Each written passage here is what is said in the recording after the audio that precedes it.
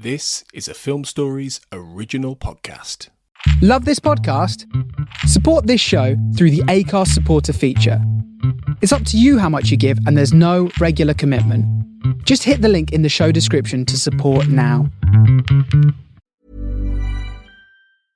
This episode is brought to you by Progressive Insurance. Do you ever think about switching insurance companies to see if you could save some cash? Progressive makes it easy to see if you could save when you bundle your home and auto policies. Try it at Progressive.com. Progressive Casualty Insurance Company and Affiliates. Potential savings will vary, not available in all states. My dad works in B2B marketing. He came by my school for career day and said he was a big ROAS man. Then he told everyone how much he loved calculating his return on ad spend. My friends still laugh at me to this day.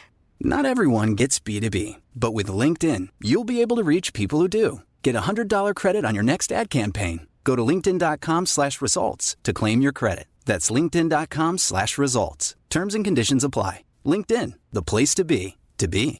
Hey, I'm Ryan Reynolds. At Mint Mobile, we like to do the opposite of what Big Wireless does. They charge you a lot. We charge you a little. So naturally, when they announced they'd be raising their prices due to inflation, we decided to deflate our prices due to not hating you. That's right. We're cutting the price of Mint Unlimited from $30 a month to just $15 a month. Give it a try at mintmobile.com/switch. $45 upfront payment equivalent to $15 per month. New customers on first 3-month plan only. Taxes and fees extra. Speed slower above 40 gigabytes. See details.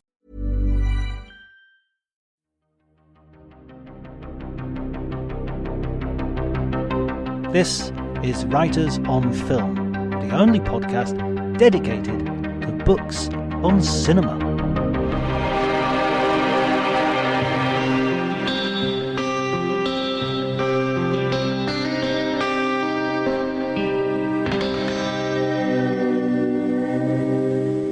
Hello everybody and welcome to Writers on Film. My name is John Bleasdale and today I'm delighted to be talking to Ehsan Khoshbakht. He is the co-director of the Bologna Film Festival, Cinema Ritrovato Film Festival, I should say, and he's also the programmer of a retrospective at the Locarno Film Festival, looking back at 100 years of the Columbia studio called The Lady with the Torch. He's also edited a book with regard to that retrospective that accompanies the retrospective, and I was delighted to have him on the show to talk about Columbia Studios and the program which is going to be presented at Locarno this week. If you enjoy the episode, please remember to spread the love on the social media. Send me an email if you have any questions or suggestions for possible guests, or you can message me via Twitter at Dr. Jonty, DRJONTY. But before you do any of that, please enjoy the conversation.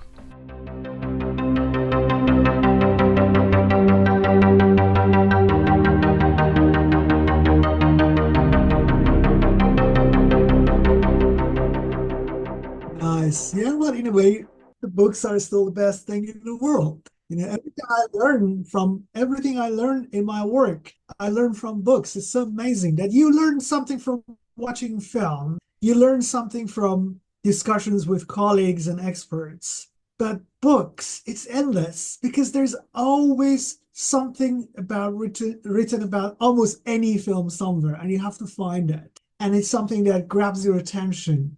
Oh, it tells you something that you were not aware of. So books, for me, are the map to the road, any road.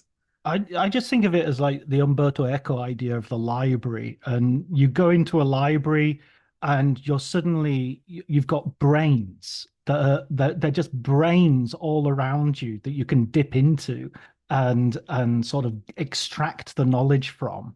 It's like a science fiction thing, you know. It's like a magic thing. They travel through time and space.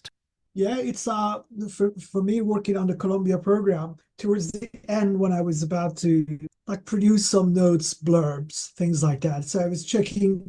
Usually, when you want to write about a film, let's say a Columbia film, so first you check whether there is a book on the director of the film. Occasionally, there is something written on or by the screenwriter of the film, and then you have the stars. So you think, okay, there's one about Henry Fonda, there's one about this. So you just compare all of them. And in many cases, of course, they repeat the same stories. It comes from, an original source, whatever it is, and then it is. But then the variations, the tiny variations here and there, they are very interesting. You always long for that extra bit of information that someone has. And then when you put them together, you see, wow, I know a great deal more about this film than 10 minutes ago. And everything is in this room and my living room on the other side of the flat. And it's just so incredible. There's something really treasurable about this whole book business. Yeah, you don't have to sell me on it. I'm a complete. Our whole attic is just because we have a sort of. It's a loft. A loft, yeah, exactly. That's it, a loft, and it's amazing. So let's talk about this Columbia. I'm assuming it's like a centenary that's being celebrated.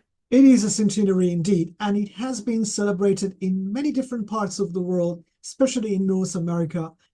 From what I have observed, mostly a smaller program and programs dedicated to the big titles, the major classics of the studio, like the Lawrence of Arabia, the Bridge on the River Kwai, Gilda, On the Waterfront, etc., etc. But what is interesting is, we'll get into that later, but in my definition of a Columbia picture, a film like The Bridge on the River Kwai and On the Waterfront don't have any space, because these films were produced with a great degree of independence from the studio.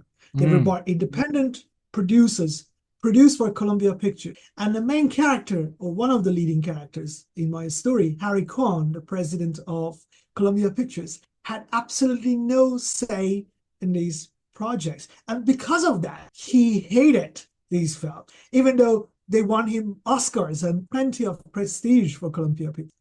Yeah, I was just thinking Lawrence of Arabia really is Sam Spiegel's film more than it is Harry Cohn's film.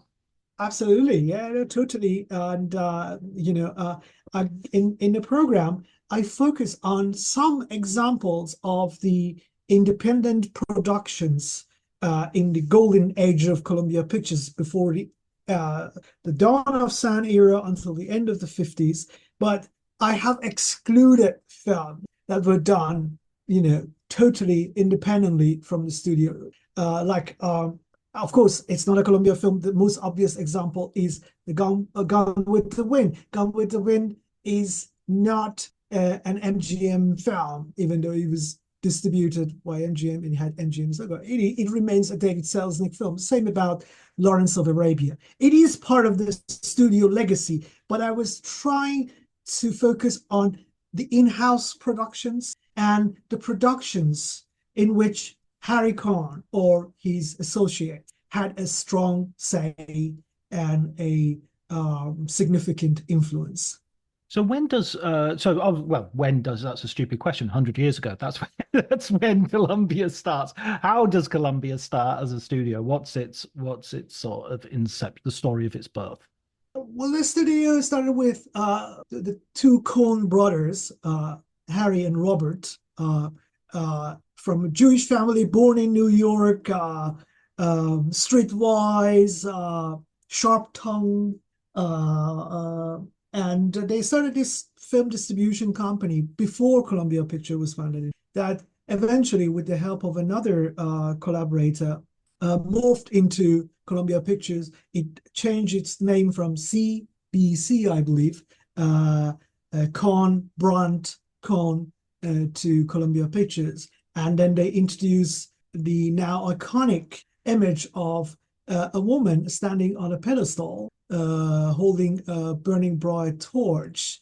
In some versions, also carrying an American flag, which became the logo of Columbia Pictures. The studio, in its early years after it became Columbia, had a relatively limited output, and the films were quite modest. For instance, Columbia Pictures is not known for having that many remarkable silent films. But right, with the sound, I think they kind of found the angle that could make them different from other studios, and their output more distinctive. And it became, throughout the early 30s, became basically the major Hollywood force that we know today.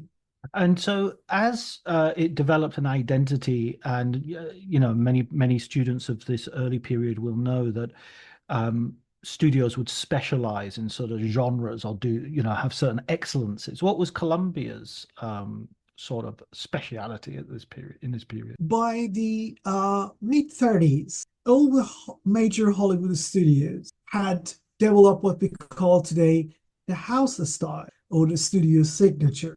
MGM and musicals, Warner Brothers and gangster films. For Columbia, it arrived a bit later, and I would say even to the end of the 50s, house style was more eclectic in a very pleasant, in a very dynamic way. So the person who put Columbia Pictures on the map was director Frank Capra, who made the main bulk of his filmography for the studio from the late 20s, from A Silent Day until the late 30s.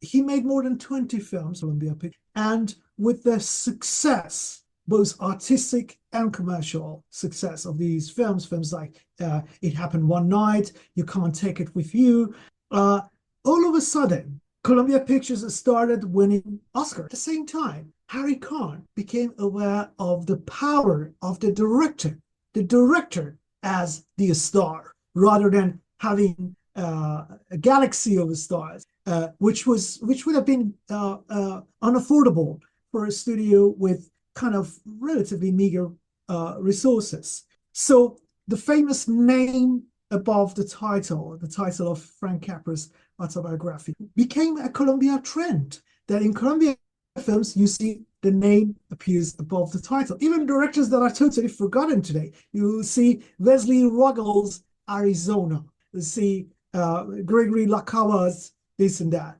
So what Capra gave to Columbia was a cinema based on probably populist ideas, centered around common people, their joys, disappointments, and their search for that kind of American dream in a sort of language which was very much in tune with the rhetoric of the Roosevelt era. Fast-paced, very indoor type of cinema, usually set in a house, few rooms, not much of outdoor experience, definitely not extravagant sets, and plenty of characters put into this situation, different colorful characters. So Columbia was very good in using its character actor department, secondary actors, very talented, that could add flavor to this film. And basically dissecting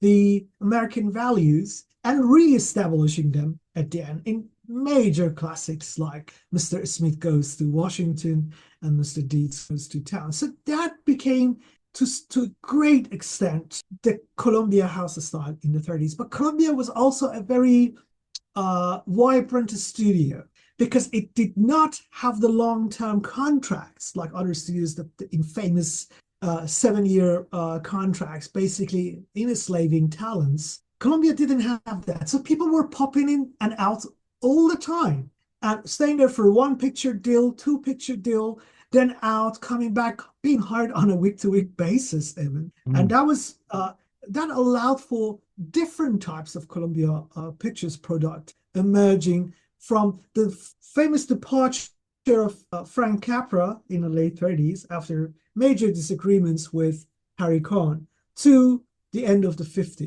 And so people who argue that Columbia Pictures is Frank Capra, they should bear in mind that when Capra left, instead of the studio falling apart, it actually got better and better because the production was fully established and streamlined. They knew the types of pictures they wanted to, and it just started to grow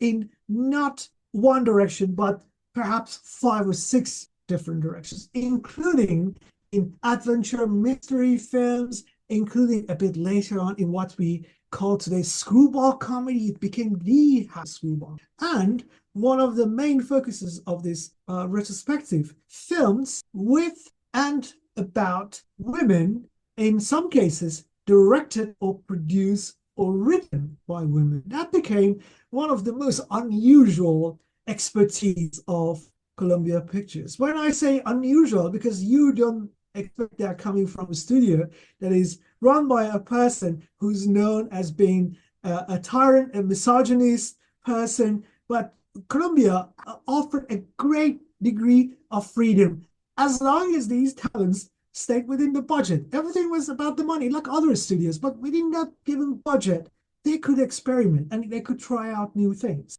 About Harry Cohn as a personality, of course, I mean he's famous for as you say, his tyrannical personality, and there was a famous line after his funeral was seen to be absolutely packed. A local wit said, "Give the people what they want, and they will come." So, so well, I mean, do you find that reputation is well earned?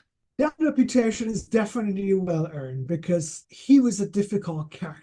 But now, after more than a year of researching him and watching the films, I think I can understand some of his frustration or some of the perhaps psychological explanations for the way they behave. First of all, Harry Cohn had a very fraught relationship with his brother. It was absolutely terrible. It was an ongoing war since the 20s until the end of his brother's life, because he died first. He had perhaps inferiority complex because he was surrounded by some of the most sophisticated writers in America. All these East Coast urban people who had read books, who knew music and everything. So they were giving him all the great things that made Columbia work for Harry Cohn. But at the same time, he was someone whose vocabulary was very often limited to the F word, F this and F that. And that was him. And also, perhaps I have come to understand that perhaps he also had some issues with his Jewish cultural background, because there's this well, first of all, like many other studios during the Second World War, they were extremely reluctant to get into making films about the war or addressing the Jewish situation in Europe directly. Harry Cohn was no exception in this. It also applies to other studios. But of course, when Harry Cohn responded to it, the range and the depth of anti-fascist films produced at Columbia Pictures is really staggering. Again, thanks to a good number of communist writers who were active in Columbia Pictures. Harry Cohn, good or bad, he did not care about the political belief of people who worked for him. He used to belittle him, you rat son of a bitch, and this and that. But at the end of the day, he only cared about the pictures. So they produced all these films. But he was fascinated by the idea of becoming a Christian, a Catholic, because he was married to a Catholic. And when he died, I think in 1958, he had a heart attack and he was out on the street somewhere. And because he used to use the F word a lot, when he felt that he was having a heart attack, he just wanted to say, "Oh, fuck." But I guess because in that moment it was not a moment you expect to face in your life. All of a sudden he said, Christ, I can't believe this is happening to me. So that was his last word, and then he died. And then, of course, this question should be answered by the experts in Catholic culture and theology, that how can one be baptized as a Catholic after his death? But he was baptized as a Catholic, and so when they had the famous funeral in the Columbia soundstage, and of course now he's Catholic, all the Catholics of Columbia Pictures and old friends were summoned to the ceremony, including director John Ford, who made 5 films for Columbia Pictures. So John Ford was one of the people who carried his coffin. And at the end of the day, someone said, "Jack, what are you doing here?" I said, "I just wanted that son of a bitch is dead." So it was always love and hate with Harry Cohn. Love because he knew what he wanted and he loved making pictures. And he was curious. He was to the point of being open, because curiosity makes you an open person. And his word meant something. When he said something, people could rely on it. And I have heard that from many different people. But at the same time, his approach was appalling. Not necessarily to the people who could face that and say, go to hell, but especially to people who didn't have the courage to face him and talk back or fight against, his, in many cases, irrational, selfish demands. So a figure that was both loved and despised. So I would say it's well earned, but he had many other sides. I like that bit you said earlier about how he's always having to deal with really talented people, and he himself has a sort of limited capacity. He can do the money side, but not necessarily understand the creativity.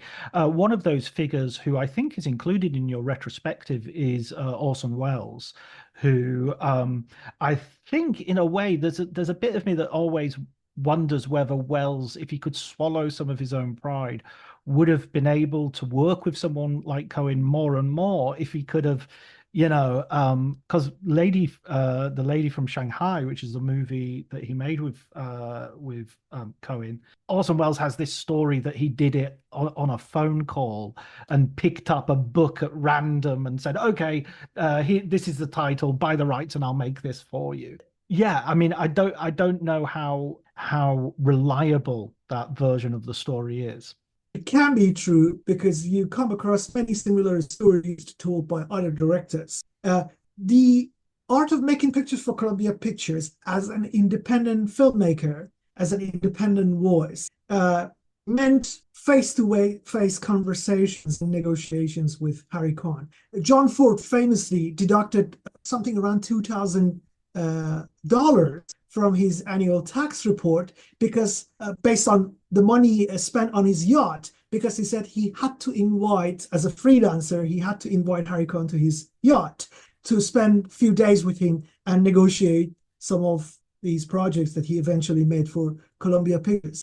So it was an integral part of securing a job as a freelancer. So you hear stories like that. In Welles's case, what you suggest, had he agreed to swallow some of his pride, he could have made more pictures. I do agree, but it depends also on your view on Orson Welles. Welles as a failed Hollywood director, or Welles as a successful experimental filmmaker? I tend to think of Welles as a successful experimental filmmaker. So he was in many different places and he experimented with many different things, including one picture for Harry Cohn.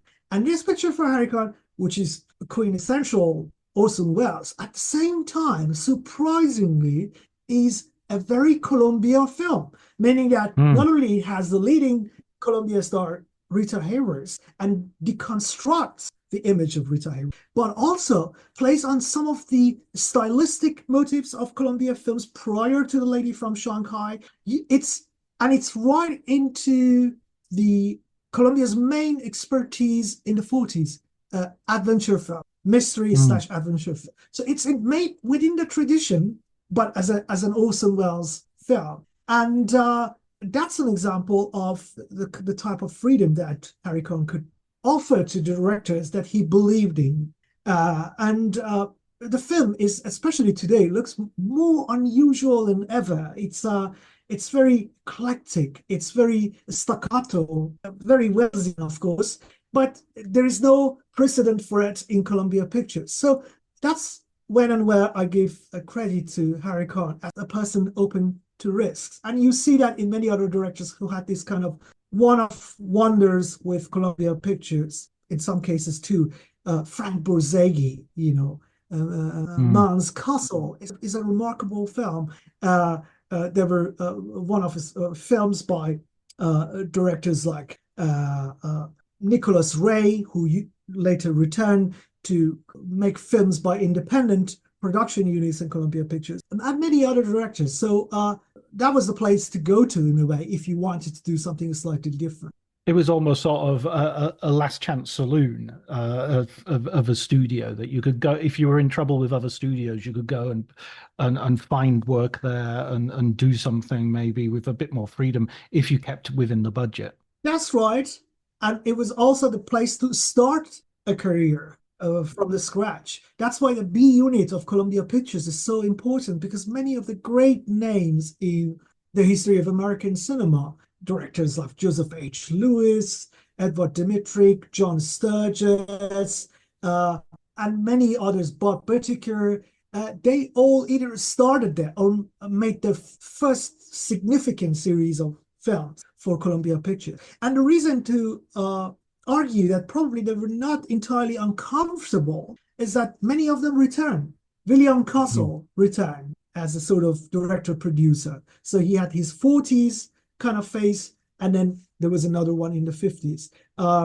Edward Dmytryk returned, and so did many other directors. Andre de Toth did the same thing. So it means that they could feel comfortable. They knew the barriers and the limitations of working for Columbia Pictures, but also the advantages of directing and producing for the studio. When you have a retrospective for a studio, you have so many films to choose from and so much of a back catalogue. How do you go about selecting films to present as a programmer? By following my instincts. In this case, when I decided to do this, I knew what I didn't want to do. Because in the past few years, we have seen some similar program of the celebration of a studio. And they have shown some wonderful films, but they were mostly the titles that one expects to see in the celebration of the studio. All the big titles from the canon, all the classics, right? And usually the tendency is that the celebration of the studio focuses on the stars, because the studios were famous for the star system. So if you do Warner Brothers tribute, you focus on Errol Flynn and Betty Davis and James Cagney and Humphrey Bogart and so on and so on. I said, can we do a program on the history of the studio by focusing on the director? So in other words, trying to search for the studio style, the studio signature style, and at the same time acknowledge and re-endorse the power of the individual voice and the authorship within the studio system. That was my main question. And if you wanted to do that, you could not do it without studying the relation between each project and person and the head of the studio, Harry Kahn, right? So that became like the starting point of the project. And then another minor complaint that I had about similar retrospectives and was that because it was all about the great classic titles, it was giving a kind of inaccurate overview of the studio, because all the studios were producing a great number of B movies, and there were many great films produced within the B units of the studio. So for me, it was important to show not only the major classics and big names of the studio, but also lesser known films and films made by directors who are forgotten today or were never ever appreciated since their careers ended in the 50s and 60s. So this became like the starting point. And then in order to start this investigation, I printed an entire release calendar of Columbia Pictures between 1929 to 1959.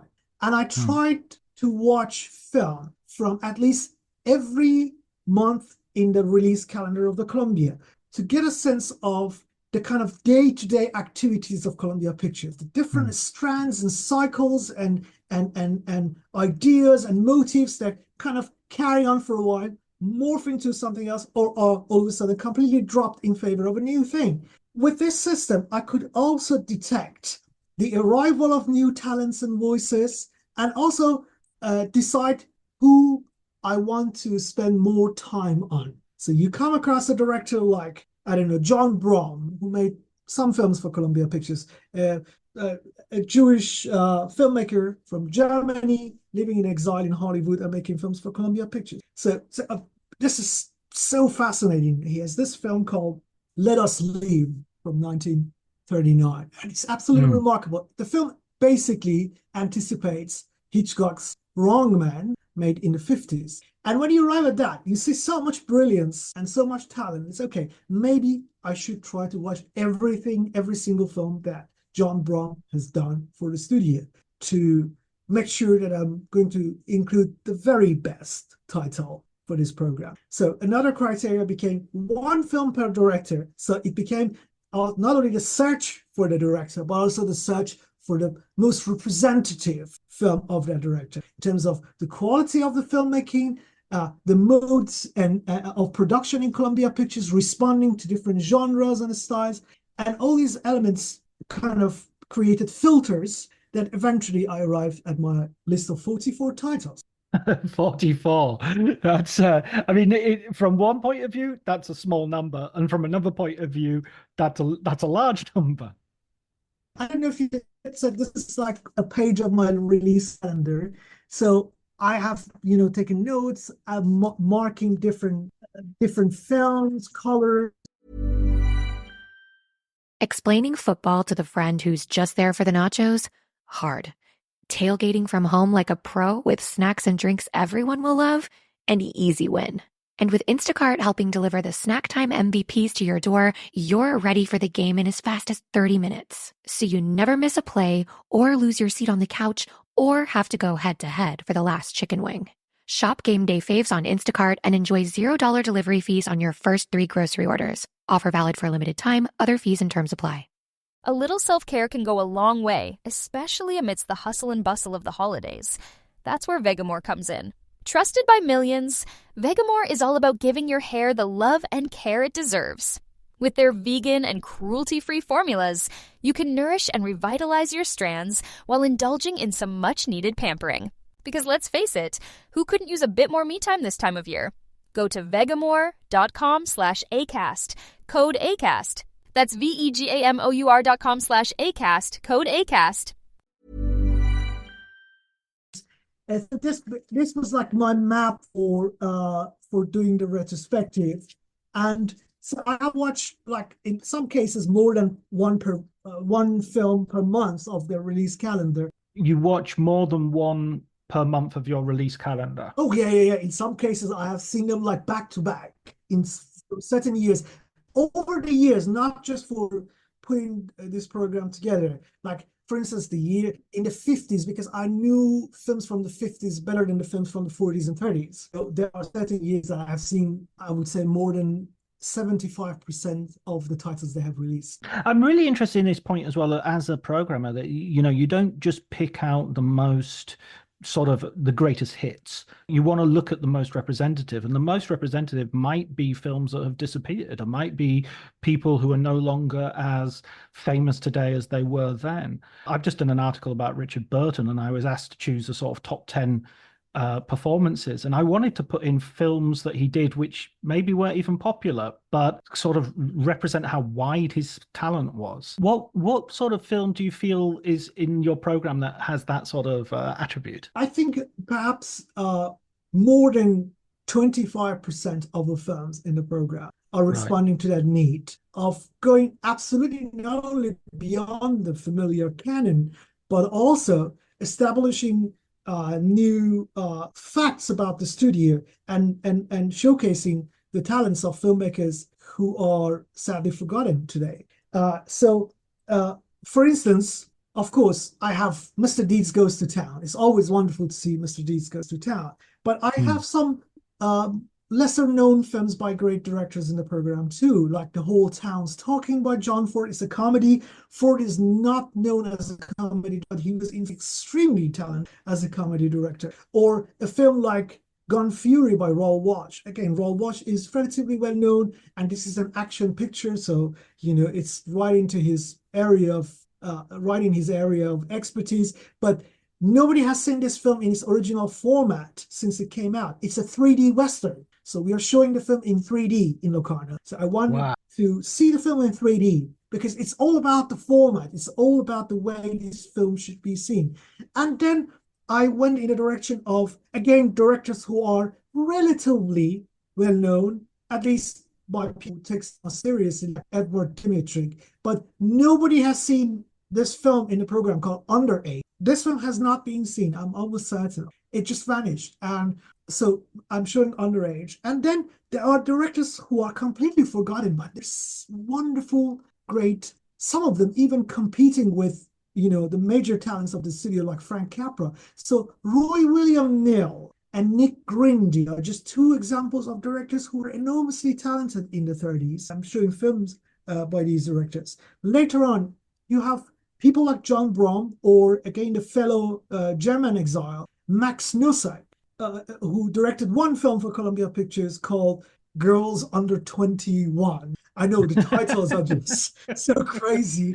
Underage and Girls Under 21. Yeah, it sounds like some exploitation program, but yeah, why not? You can praise the elements of early exploitation cinema in some of the B movies that making the 30s and 40s, no doubt about it. So it has the entire range from the super famous to, let's say, the white elephant to the termite. It covers the entire range of production at Columbia Pictures between 19...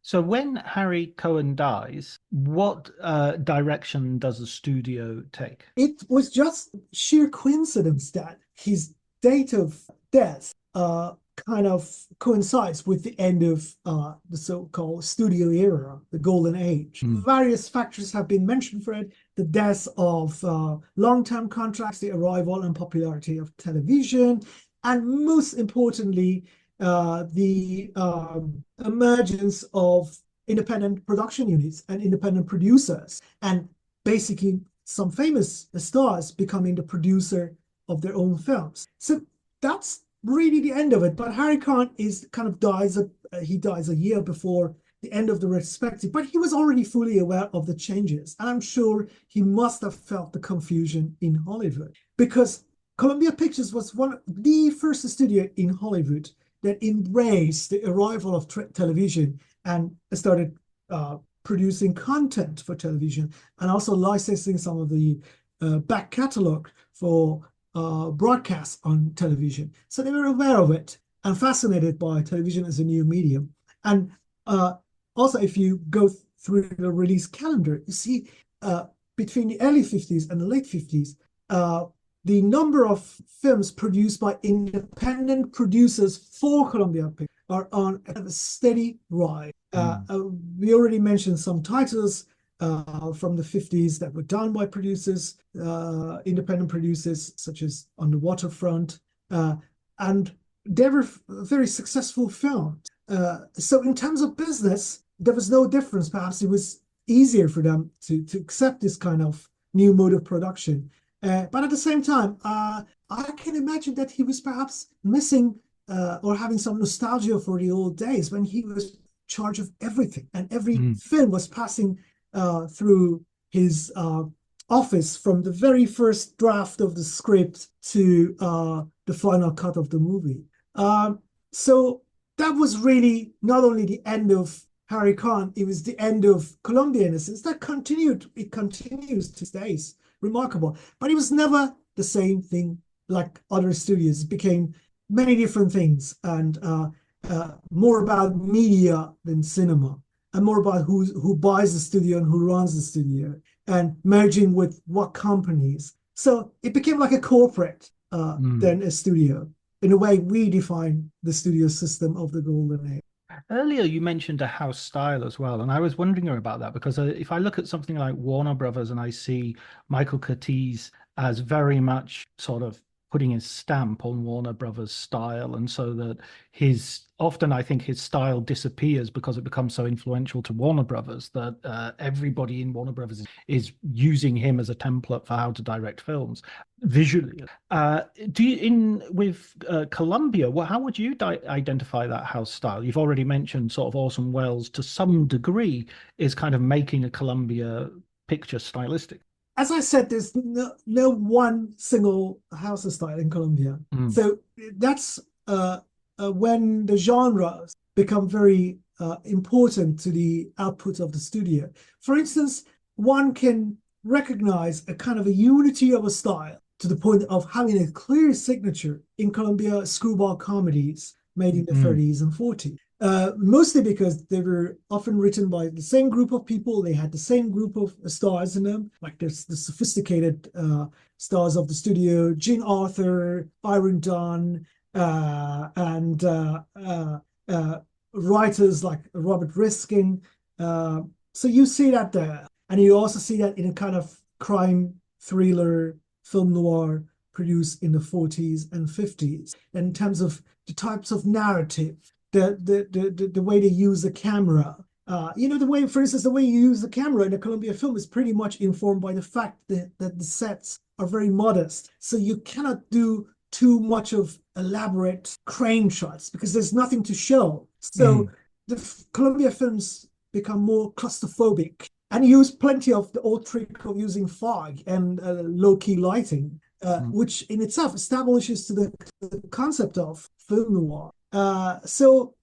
You can identify the Columbia houses in certain types of genres, but also there are some thematic development in the studio. Like Columbia has, interestingly, a series of films about what I call gadget comedies. So they were very fascinated by the new technologies, radio, recorded music, and later on television. And they have made films about these new mediums and devices in different types of genres. And gradually a type of cinema films emerged in the studio that were about these objects.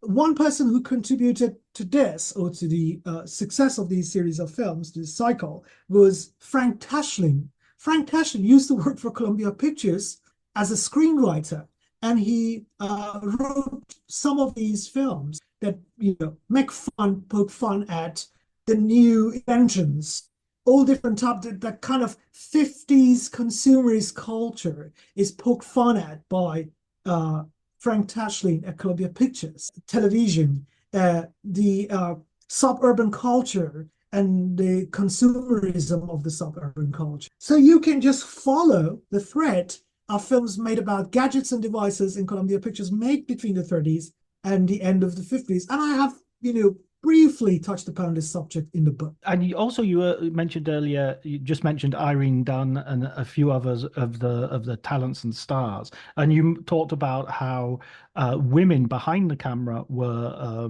managed to create some space for themselves where in other studios they might not have had such opportunities. Could you talk a little bit more about that, please? One of the major contradictions of Columbia Pictures was that even though the studio was ran by one of the most notorious Hollywood producers and Hollywood moguls, Harry Cohn, known for his misogyny and tyranny, it opened the doors to a great number of women, both in front of the camera and behind the camera. So in Columbia Pictures, you have all these career women of screwball comedies, Jean Arthur, Rosalind Russell, and Irene Dunn, who bring a completely new definition of American woman, both pre and post-war, to American films. There are many great examples. One, of course, one of the most famous is His Girl Friday by Howard Hawks. And again, just to remind the listeners that even someone as wonderful as Hawks, as talented as, was making new variations on the pre-existing modes of storytelling in Columbia Pictures. This is one good example because Columbia Pictures had a tradition of making films about journalists from the early 30s, from the early days of sound cinema. So they were producing films like that on a yearly basis. Every year there was like something coming out. So it's the continuation of the same tradition in the studio, but now with a type of feminist edge, with a strong emphasis on the reversal of gender roles, because the first version of the film was with two guys basically competing with each other instead of, former husband and wife in Howard Hawks' film. So there was a screwball comedy, but then there were also women behind the camera.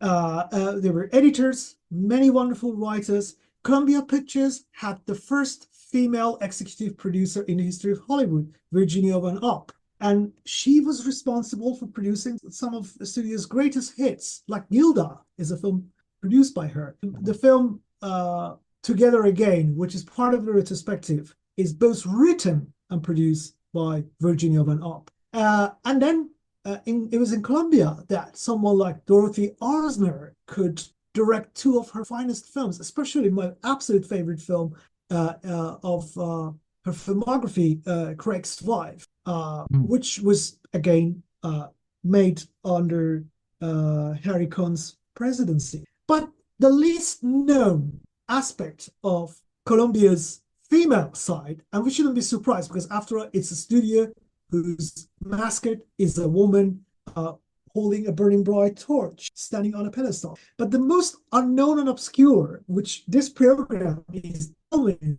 was this tendency to produce an all-girl version of films that were made in other studios with men. So, for instance, if Warner Brothers made The Wild Boys of the Road by William Wellman, a film about hobos during the Great Depression, Columbia Pictures made Girls of the Road, which is an all-girl movie about girl hobos jumping the trains and crossing the country in search of better life. If other studios were good at producing prison movies and prison dramas, Columbia, that again had a long tradition of doing that, started making films, prison movies with women, including Women's Prison by Louise Saylor, as part of the program. So they were making war movies only with girls, gangster films with girls. It's absolutely brilliant, this tradition. And the film Girls Under 21 is kind of all-female version of The Angels with Dirty Faces by Michael Curtis, Pat Warner, all girls. And there's this tough girl of the neighborhood who's setting a bad example for the other girls. So it's absolutely brilliant. And this is one of the specialties of Columbia that the Locarno program is showcasing, perhaps for the first time. That's amazing. That just goes to show that sort of gender twisting that, recently got a bad press with things like Ghostbusters and, other films, Ocean's 11 being Ocean's 8 and whatnot, is not a new thing. It's not quite as radical or as crazy as we thought it was. Absolutely not. It was there since the 30s, and even it's completely radical in this, because the examples you gave, it's also a sign of trying to cash on one of your assets. You have the story, you have the characters, so let's make an all-female version of it, or let's make an animation version of it. Different variations for producing revenue for the asset the studio has. In this case, it's also a bit of a cultural dialogue because it is an interaction between two different studios. So if another studio is producing this big budget film with men, Columbia says, okay, we don't have that budget, but we can make an old girl version of it on like a fifth of the budget they have spent on making the film. So it's a dialogue, it's a cultural dialogue between different sectors of American film industry. And I find it extremely, extremely fascinating. It has echoes, of course, of exploitation. It is exploiting a situation, the demand for a certain type of film. But in the process, it achieves a lot. It adds many new elements to the cultural dialogue that had existed back then, which is even more relevant today and make these films even more enjoyable to me. Yeah, absolutely. And it creates a more varied idea of what, as you were saying earlier, American woman can be, an American lived experience as a woman can be. It can be poverty, it can be prison. It's not always housewife or what have you, or romantic ideal. But listen, thank you so much for your time. I just wanted to ask one final question before we finish, Ehsan. Obviously, it's going to be difficult for you to pick a favorite and to pick a sort of recommendation. But some of our listeners are not going to be with us in Locarno, unfortunately. What should they perhaps dig out and watch that would give them, maybe give them 3 films to make a start on before they get the book and they can dig deeper for themselves? It's so tough. It's absolutely tough. It's a torture. Everything that I have programmed for this retrospective, I absolutely unconditionally believe in for different reasons. I'm not saying all the films have the same quality, but they are interesting or important in their own way. Okay, you put the gun here, now I'm going to answer. Okay, as an alternative to Frank Capra. Okay, Frank Capra is great. Capra is Capra. Capra has made many of us love cinema. But just to see who else was doing something as good as Capra in the early 30s, there's a film called Washington Merry-Go-Round by James Cruise from 1932, of which we are going to show a 35mm print. This film is, you could say, the model on some of Capra's films, but it goes beyond it, and it anticipates Mr. Smith Goes to Washington, because it's about political corruption in Washington, and it's about corrupt forces sort of planting a naive character in Washington, and then that person rebelling against the corruption of the system. It's really, really wonderful. There's plenty of humor in it. The second film that I would like to recommend is a film called None Shall Escape. This is a film by the Hungarian-born director André de Toth. This program has plenty of edge. Even in comedies, there's kind of an edginess, edgy quality to the film. And this is perhaps one of the greatest examples, because this is the film that anticipates the Nuremberg trial. The film is made during the Second World War. It's from 1944, but it anticipates the formation of the United Nations and the Nuremberg trials after the war. It's about the crimes committed in a small Polish village, and then how after the war, a group of people, including people from different races and different countries, it features Black people, Asians, they come together and putting this person responsible for the crimes against humanity on trial. The film is unbelievable. This is a B movie. It's unreal that the B unit of Columbia Pictures was capable of producing a kind of a small masterpiece, and a film made not only for its time, but for us now, today, for the future. The film was written by someone who was going to be blacklisted, Lester Cole. He was a member of the Communist Party of America. And the writing is just absolutely brilliant. And I think perhaps the third title in the program could be a film noir that I love very much. Again, a 35mm print. It's called The Killer That Stalked New York. It's directed by L. McEvoy from 1950. Columbia was very good in allowing people to make films, even if they were not filmmakers. So if you were a writer, second unit director, film editor, or DOP, if you had an itch for filmmaking, you were allowed to make films. And this is just one example. It is based on a true story that someone unknowingly kind of spreads the smallpox virus in New York City, but it's done as a film noir. So the person who does it is on the run from the justice for smuggling some diamond into the country. Oh, is this with Richard Widmark? No. That's very... Again, this is Columbia responding in a way to the Richard Widmark movie, which is Panic on the Streets, directed by Elia Kazan. That's a Fox film. That's 20th Century Fox. So in Columbia, instead of a man, it's a woman. It's a blonde. It's a femme fatale. But what's the brilliance of the film? The femme fatale as patient zero. That's the key to the film. So she's a femme fatale and she's patient zero, who's going around escaping from the law in New York and spreading the virus. It's shot on location. Again, Columbia was so good to slash the costs by shooting on location. So you get a sense of realism where you don't really expect that to exist. And The Killer That Stalked New York would stalk the viewer's memory for a long, long time. It's really powerful. Excellent. Oh, wow. That's given me 3 titles to underline in my program before I arrange my other screenings. But John, I'm not exaggerating that. Of course, some of the titles you know very well, but everything in the program is interesting, especially if there is something that you haven't heard of before. Go and catch it, because it could mean nobody else would play that film in the next 50 years. Oh my God! Now I'm going. You know, I do have to do some journalism while I'm there. But I'm really looking forward to the retrospective. I'm looking forward to the book. So unfortunately, I haven't had the opportunity to read it yet. But when I have, it'd be great to have you back on at some point and maybe talk that over as well. Yeah, the book is. I'm quite proud of the text in the book and the quality of the production.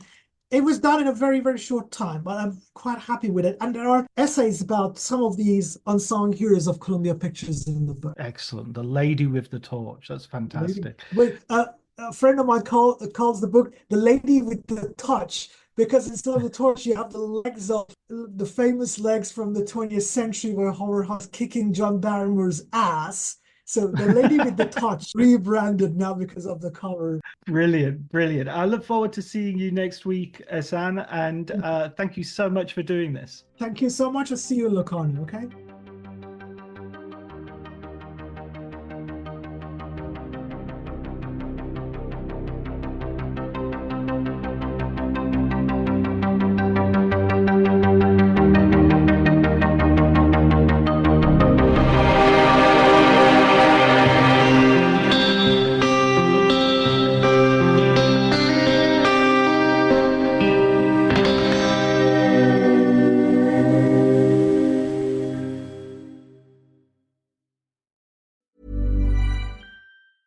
Selling a little or a lot?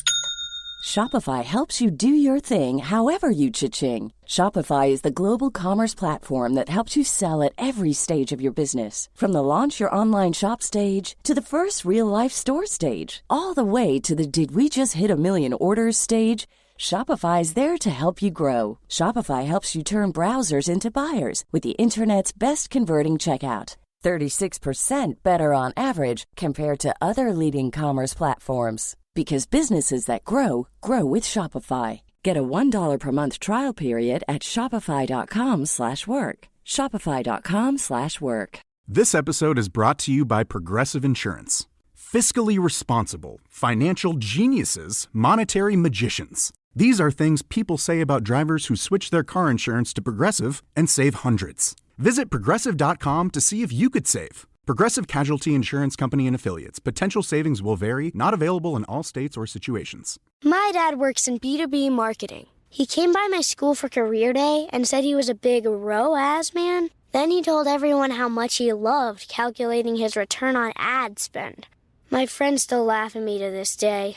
Not everyone gets B2B, but with LinkedIn, you'll be able to reach people who do. Get a $100 credit on your next ad campaign. Go to linkedin.com/results to claim your credit. That's linkedin.com/results. Terms and conditions apply. LinkedIn, the place to be, to be.